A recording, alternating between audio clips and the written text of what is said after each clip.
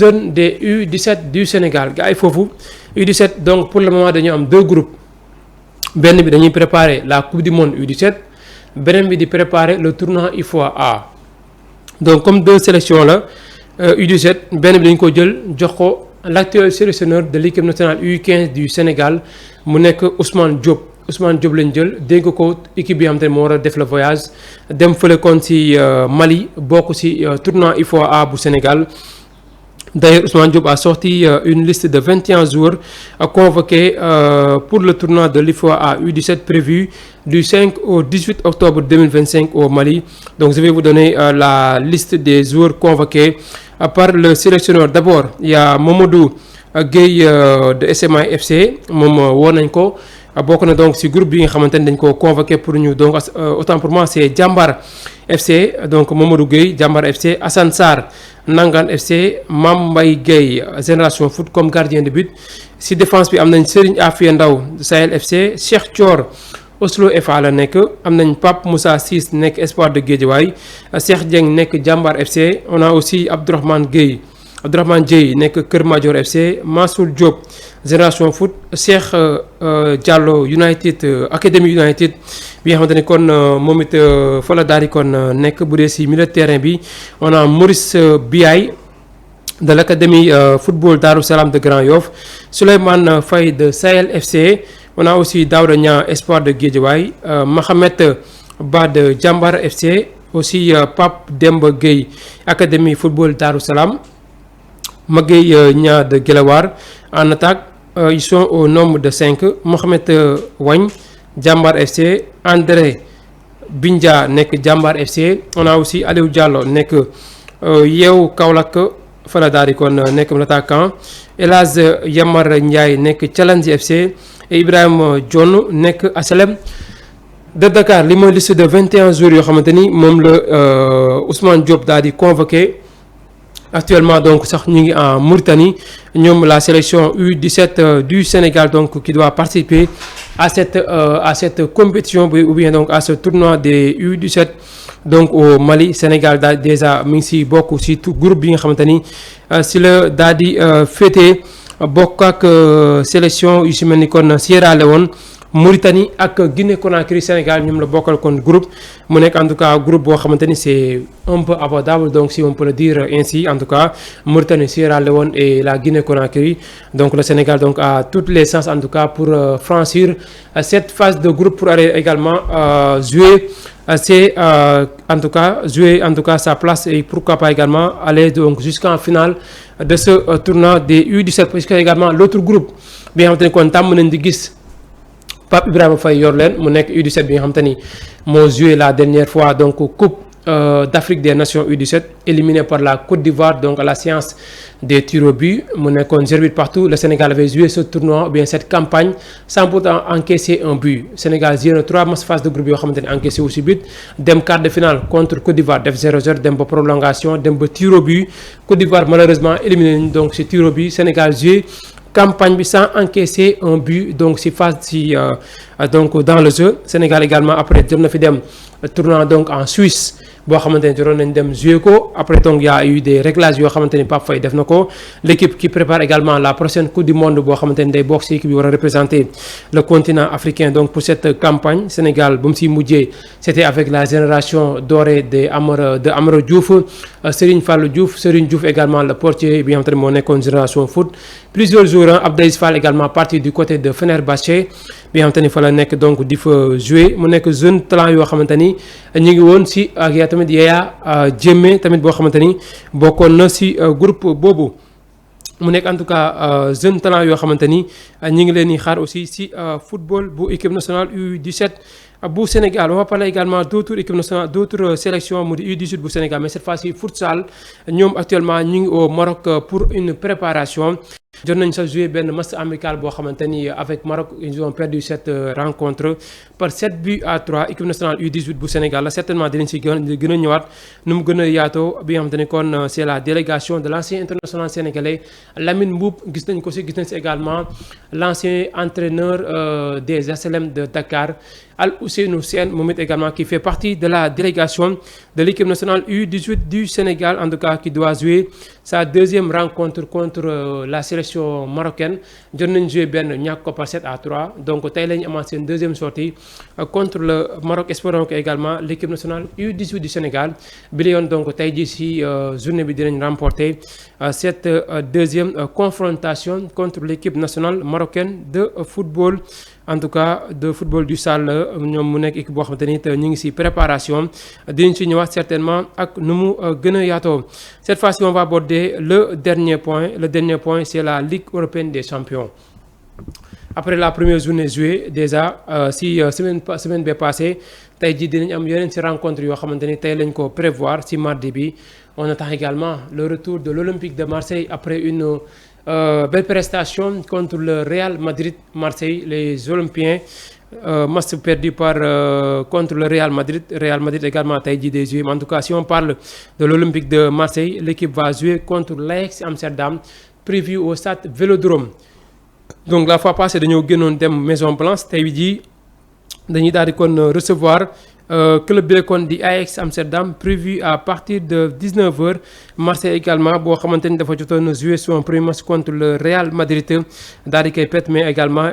l'équipe n'avait pas démérité sur ce score de 2-1 contre le Real Madrid son adversaire également avait perdu à domicile face aux Interistes vice-champion d'Europe par 2-0 donc Ajax cette fois-ci day génn dem fekki l'Olympique de Marseille match prévu à 19h entre ces deux équipes en tout cas qui veulent une victoire pour se relancer mais aussi d'autres matchs qui vont intéresser les Sénégalais il s'agit de l'Inter de Milan à Slavia Prague foofu bu ñu ko waxee suñu xel day dem ci Youssoupha Mbodj le jeune arrière sénégalais de cette formation qui avait réalisé un doublé lors de la première sortie de son équipe Slavia Prague boo xamante ni joroon na def 2 buts partout contre Bodo Glimt le jeune arrière gauche sénégalais avait marqué les 2 buts de son équipe l'ancien joueur de l'AS Pikine formé également au niveau donc de l'académie Paris Saint-Germain bi nga xamante ni fa lañ ko daal di formé donc moom en 2000 il y a donc 2 ans ci ginnaaw rek mi ngi woon donc fii Sénégal di jouer kenn xamu ko woon donc jot na fi jouer également championnat mais c'était donc avec Pikine sans pour autant avoir donc du temps de jeu c'était également sous l'ère de Joseph Senghor donc qui a quitté Pikine récemment lors de la dernière saison après par la suite donc ñu remplacer ko sur le banc mu nekk en tout cas un jeune joueur boo xamante ni tey jii dinañ xool lan lay joxewaat ci deuxième sortie bi contre les Interistes prévu à 19h mais aussi Chelsea attendu également ce soir contre Benfica Chelsea moom it defoon na sa première sortie battu par le Bayern Munich de Nicolas Jackson 3-1 cette fois-ci Chelsea va jouer à domicile devant son public contre Benfica mooy fekki Chelsea mu nar a nekk aussi match boo xamante ni dina nekk match bu neex diggante ñaari club yi la Benfica moom it jot na aussi jouer son premier match également si Ligue européenne des champions battu à domicile par Karabakh 2-3 c'était donc en tout cas une surprise de son côté puisque également Karabakh qui est allé battre Benfica par 3-2 te en tout cas on attend la réaction du club Lisbonne de Benfica contre Chelsea. Atlético Madrid après sa victoire éclatante contre le Real Madrid 5-2 les colchoneros vont jouer à domicile contre l'écran Francfort Atlético Madrid Francfort à 19h Atlético également à domicile donc lors de la première journée en déplacement avait perdu son match contre Liverpool 3-2 Francfort également tey jii day jéem a jouer contre Atlético Madrid pour jéem a trouver quelque chose également pour jéem a aussi concernant cette première journée jéem a sonné deuxième victoire parce que lors de la première journée à domicile moo gagné woon Galatasaray par 5 buts à 1 le Francfort gagné woon contre son adversaire. Pour les autres rencontres également prévues ce soir, Tottenham sera donc en déplacement, c'est Bodo Glimt. Tottenham 19h contre Bodo Glimt. Tottenham également jotoon joué la fois passée. Il avait battu Villarreal par 1 but à 0. Peut-être un autre succès pour aussi donc sécuriser son début donc en championnat, mais surtout également en Champions League. Les Sports de Tottenham beneen si rencontre tey jii diggante Liverpool ak Galatasaray mooy recevoir l'équipe des Reds de Liverpool, mais aussi Bayern Munich contre Pafos moom bon ce ne sera pas un match difficile pour les Munichois, l'équipe de Nicolas Jackson. Atalanta contre Club Brugge wax nañ ko léegi avec Mamadou Diakho, donc les Sénégalais vont certainement suivre ce match pour espérer donc de voir Mamadou Diakho ñu xool ba xam lan la nar a joxewaat tey jii, puisque également la fois passée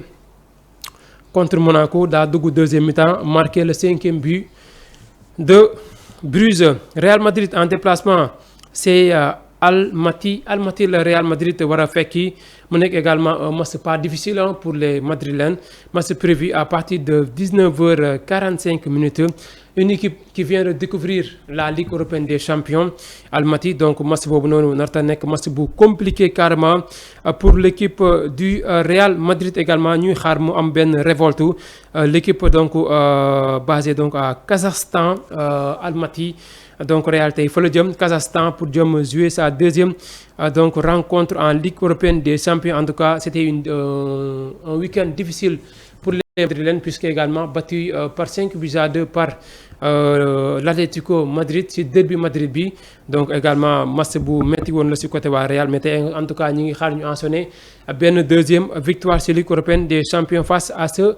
petit poussé Almaty bi nga xam te ne également moom it jot na jouer son premier match donc de Ligue européenne des champions la semaine dernière. Voilà, donc on a fait le tour de nos différents points. Donc Ligue des champions, équipe nationale de football du Sénégal, Pape Thiaw qui va publier sa liste jeudi prochain pour les 2 prochaines journées de Ligue